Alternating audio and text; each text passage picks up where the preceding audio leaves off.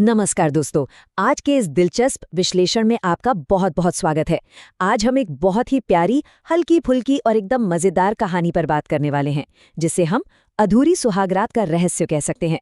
इस कहानी के हीरो हैं आरव, जो एक छोटे से शहर का बड़ा ही सीधा साधा और समझदार लड़का है, और उसकी शादी हुई है निशा से, जो बेहद खूबसूरत, होशियार और हमेशा मुस्कुराने वाली लड़की है।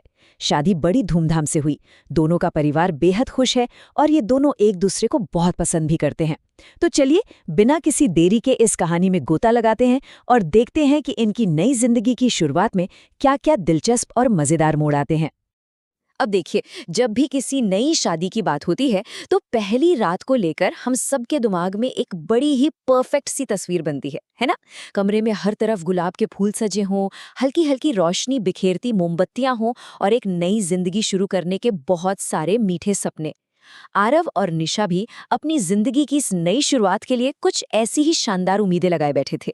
लेकिन जैसा कि हम सब जानते हैं, कहानी में असली मजा तो तब आता है जब हमारी इन खूबसूरत उम्मीदों का सामना एकदम उल्टी असलियत से होता है।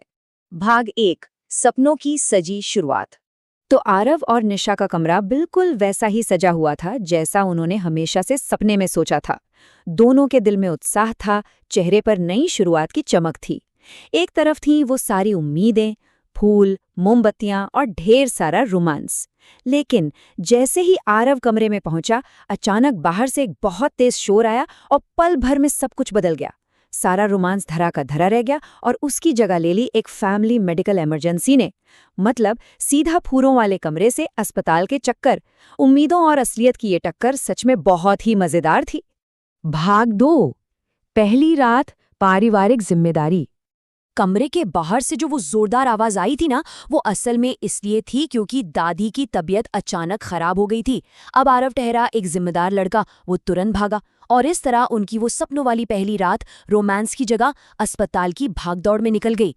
लेकिन रुकिए, ये सिर्फ एक रात की बात नहीं थी, ये तो मजेदार रुकावटों के एक लंबे सिलसिले की बस शुरुआत थी।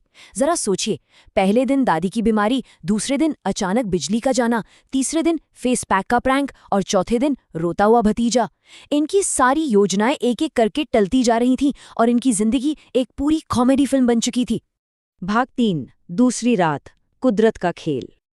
अब पहली रात अस्पताल में गुजारने के बाद दादी बिल्कुल ठीक थी, तो आई दूसरी रात। निशा बड़ी शर्मीली सी कमरे में बैठी थी, आरव मुस्कुराते हुए कमरे में दाखिल हुआ। माहौल एकदम परफेक्ट बनी रहा था कि कुदरत ने अपना खेल दिखा दिया। ठीक उसी रोमांटिक पल में अचानक से बिजली चली गई और पूरा घर घुप अंधेरे में डूब गया।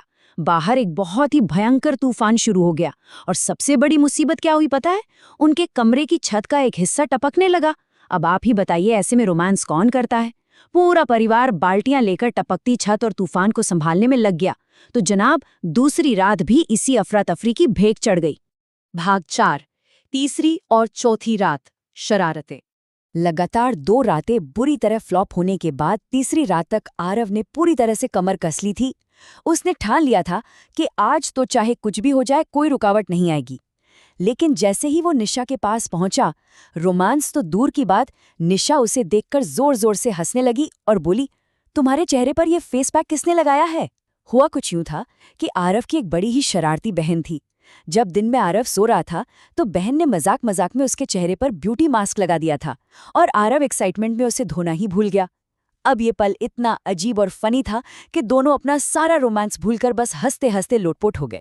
चलिए, 3 रातों के इस खट्टे मीठे तजुर्बे के बाद चौथी रात के लिए एक फुल प्रूफ सीक्रेट प्लान बनाया गया। स्टेप नंबर 1, किसी को भी इस प्लान की भनक मत लगने दो। स्टेप नंबर 2, बिल्कुल चुपचाप बिना कोई आवाज किए कमरे में घुस जाओ। सब कुछ बिल्कुल उनके प्लान के हिसाब से चल रहा था, लेकिन तभी एंट्री होती है स्टेप नंबर 3 की। अचानक उनका छोटा भांजा जोर जोर से रोता हुआ आ गया। उसने जिद पकड़ ली कि मुझे मम्मी के पास नहीं, आज तो बस चाचा के पास ही सोना है। और वो जिद्दी बच्चा मजे से उन दोनों के ठीक बीच में आकर सो गया। तो लीजिए, उनका ये टॉप सीक्रेट प्लान भी पूरी तरह से फेल। भाग 5, सुहागरात से आगे का सच। आपने देखा ना, लगातार हर रात कोई न कोई मजेदार या अजीब घटना हो ही जाती थी। कभी बीमार रिश्तेदार, कभी तूफान, कभी बहन का प्रैंक, तो कभी घर की जिम्मेदारियां। जाहिर सी बात है, शुरू शुरू में आरव और निशा इन सब रुकावटों से थोड़े चिढ़ भी गए थे।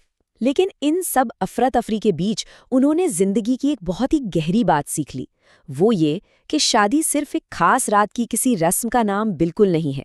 ये तो एक दूसरे को समझने, एक गहरी दोस्ती बनाने और जिंदगी भर साथ निभाने की एक लंबी खूबसूरत सी प्रक्रिया है।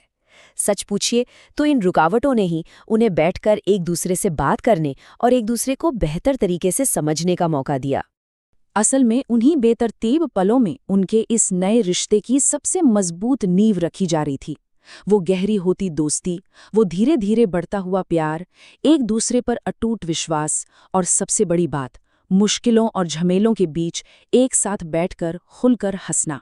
इन अधूरी सी रातों ने ही उन्हें एक दूसरे का सबसे सच्चा दोस्त बना दिया था। जब आखिरकार काफी दिनों बाद उन्हें बिना किसी रुकावट के अपने लिए थोड़ा सा वक्त मिला, तो वो रात सिर्फ कोई रस्म पूरी करने वाली रात नहीं थी, बल्कि वो रात उनके सच्चे प्यार की, उनकी आपसी समझ की सबसे खूबसूरत याद बन गई। तो दोस्तों, इस कहानी के अंत में हमारे सामने एक बहुत ही खूबसूरत और सोचने पर मजबूर कर देने वाला सवाल आता है।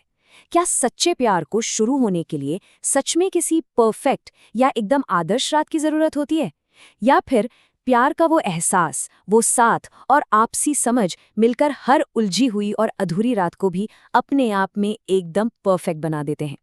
शादी की असली खूबसूरती सिर्फ किसी एक रात में नहीं, बल्कि उस भरोसे, उस हंसी और हर हाल में एक दूसरे का साथ निभाने में है। इस मजेदार और गहरी बात को समझाने वाले इस विश्लेषण में हमारे साथ जुड़ने के लिए आपका बहुत बहुत धन्यवाद।